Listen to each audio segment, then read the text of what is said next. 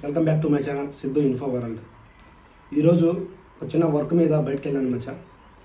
పెద్ద పెద్ద వెహికల్స్ అంటే లారీ, బస్సు, కార్స్, మేజర్గా కృష్ణపట్నం పోర్టు, నెల్లూరు, బ్రహ్మదేవి, పంటపాలెం ఈ రోడ్లలో మేజర్గా ఇన్సిడెంట్ జరిగేదానికి స్కోప్ ఉంది. బట్ అన్ఫార్చునేట్లీ ఈరోజు ఒక చిన్న ప్రమాదం త్రుటిలో తప్పింది. దానికి గల కారణం అనుకోకుండా బ్లైండ్ స్పాట్ తనకి తెలియకపోవడం వల్ల, తను చేసే ఈ చిన్న మిస్టేక్ వల్ల ఆ ప్రమాదం అనేది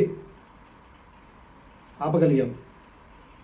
అది దేనివల్ల అంటే డ్రైవర్కు మనం బ్యాక్ సైడ్ మనం డ్రైవింగ్ వస్తూ ఉన్నప్పుడు మిర్రర్లో అనేది కనబడదు. 95% ఆఫ్ పీపుల్ మ్యాక్సిమం వాళ్ళు ఏమనుకుంటారంటే మిర్రర్లో చూస్తున్నాడు కదా, డ్రైవింగ్ చేస్తున్నాడు కదా అనుకుంటారు. బట్ మిర్రర్లో కనపడని ఏరియాలు ఉంటాయి, దాన్ని బ్లైండ్ స్పాట్ అంటారు. మీరు ఇది మేజర్గా గుర్తుపెట్టుకోవాల్సిన విషయం. ఎందుకంటే మన ఈ లొకేషన్స్లో మేజర్గా ఎక్కువ ఇన్సిడెంట్స్ జరుగుతున్నాయి. స్పీడ్ బ్రేకర్ అనేది ఎందుకు వేస్తారు? మన కంట్రోలింగ్ కోసం, వెహికల్ కంట్రోల్ చేసుకొని నెమ్మదిగా వెళ్ళడానికి. బట్ స్పీడ్గా ఒక 50 to 60 లాంగ్ వెహికల్స్ వెళ్తూ ఉన్నప్పుడు సడన్గా స్పీడ్ బ్రేకర్ వచ్చింది అంటే వాళ్ళు దగ్గరికి అంటే ఆల్మోస్ట్ 20-32 ఇన్ బిట్వీన్ వస్తున్నారు. స్పీడ్ బ్రేకర్ వచ్చినప్పుడు ఇంకొంచెం కంట్రోల్ తగ్గుతూ వస్తుంది.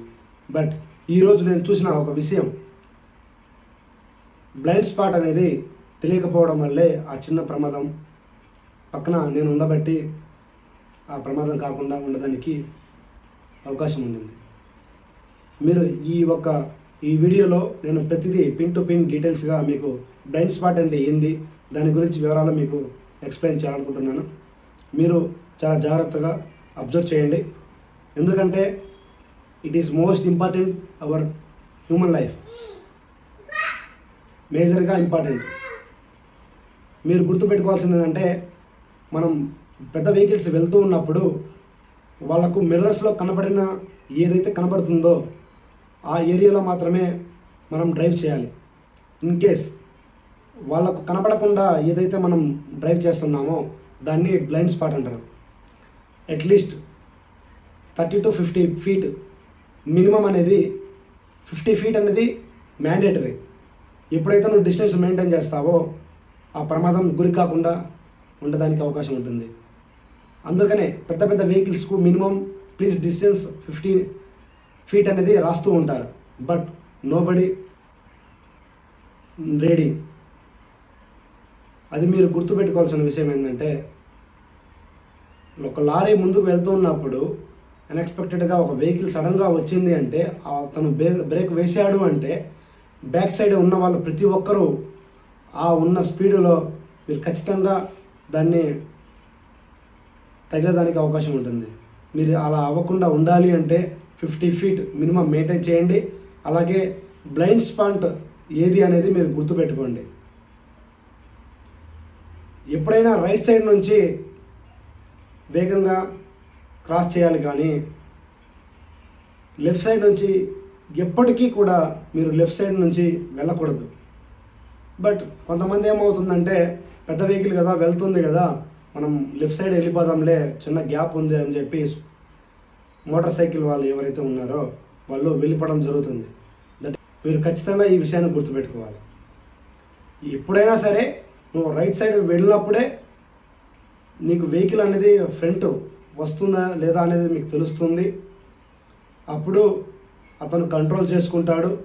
వెహికల్ అతనికి ఎదురుగా వచ్చే వెహికల్స్ అన్నీ అతనికి రైట్లో వస్తాయి.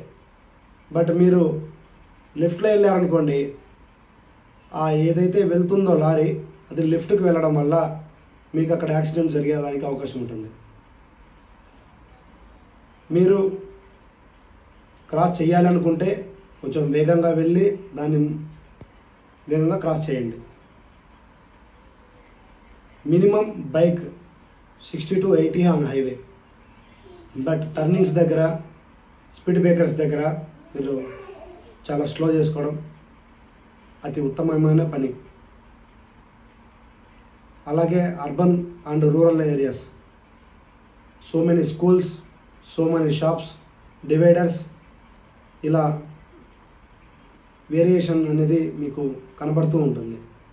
బట్ అన్ఫార్చునేట్లీ పెద్ద పెద్ద వెహికల్స్ వెళ్ళేటప్పుడు మీరు ఖచ్చితంగా ఈ చిన్న చిన్న పొరపాట్లు అనేది చేస్తున్నారు.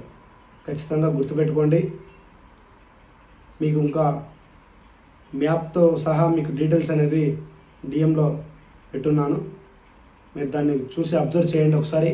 మీకు ఒక్కసారి చూశారు అంటే తప్పకుండా మీకు ఒక ఐడియా అనేది వస్తుంది. దానివల్ల ఎంతోమందికి ఈ వీడియో అనేది మీకు ఉపయోగపడుతుందని నేను అనుకుంటున్నాను. ఇలాంటి మరిన్ని వీడియోస్ కోసం సబ్స్క్రైబ్ చేయండి, లైక్, షేర్.